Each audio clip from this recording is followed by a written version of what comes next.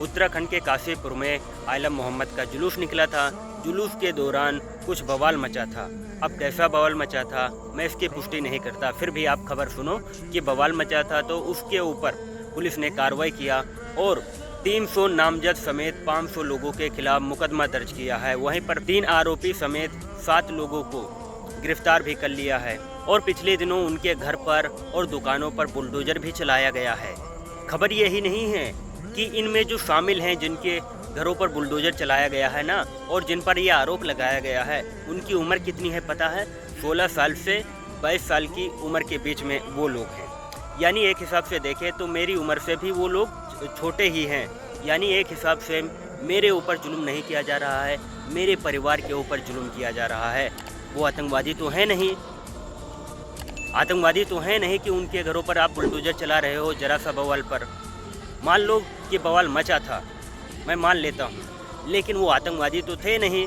तो यहाँ पर जो लोकतंत्र की रक्षा करने का दिखावा करने वाले पॉलिटिशियन हो गए या फिर प्रशासन में रहने वाले हो गए, वो लोग दूसरे के लोकतांत्रिक हक को सेव करने के बजाय दूसरे के लोकतांत्रिक हक को क्यों मार रहे हैं, क्यों उसका गला घोट रहे हैं। और यहाँ पर सिर्फ एक की हक की बात नहीं हो गई बल्कि सभी की, क्योंकि उनके साथ आतंकवादी वाला व्यवहार किया जाता है। क्योंकि सिर्फ घरों को गिराया जाता है, मकानों को गिराया जाता है जब कोई आतंकवादी हो। वो आतंकवादी नहीं थे।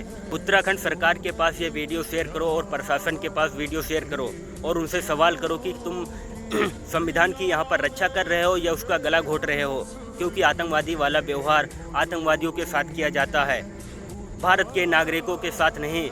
माना कि वो बवाल किए, कुछ भी किए, हुड़दंग वगैरह, जिससे लोगों को परेशानी वगैरह हुआ होगा, लेकिन आप एक छोटी सी बात पर उन पर एफआईआर हो जाता या फिर अन्य तरह का जुर्माना लगाया जा सकता था। लेकिन उनके घरों पर बुलडोजर चला देना, ये कौन सा न्याय है भाई? अंधेरी नगरी चौपट राजा वाला ये तो हाल हो गया। और पता है, इसी के साथ जो बुलडोजर मकान और दुकान पर चलाया गया है वो बताया जा रहा अतिक्रमण। अब बताओ, जब जुलूस निकला, बवाल मचा, तभी इनको याद आया कि इन लोगों ने तो अतिक्रमण किया हुआ है। अच्छा, अब चलो बुलडोजर चला देते हैं। ये तुम्हें जब बवाल मचता है या मुस्लिम रैलियों में कुछ होता है, तभी आपको ये क्यों याद आता है कि ये लोग अतिक्रमण करके बैठे हुए हैं? मेरा सवाल सिर्फ उत्तराखंड प्रशासन और सरकार से नहीं है, बल्कि हर एक सरकार से है जो बाद में जब मुस्लिम रैलियों में या अन्य जगहों पर कुछ होता है, तभी उनको याद आता है कि ये लोग तो अतिक्रमण करके बैठे हुए हैं। इससे पहले तुम लोग कुंभकर्ण की नींद सो रहे थे क्या? सभी से मेरा सवाल है, उत्तराखंड की पुलिस से ही नहीं, प्रशासन से ही नहीं, सभी से, सभी राज्यों की सरकारों से, प्रशासन से मेरा ये सवाल है। इनफैक्ट केंद्र सरकार से भी मेरा यही सवाल है कि उसी वक्त क्यों तुम जागते हो जब उन पर एफआईआर होती है किसी भी चीज़ को लेकर?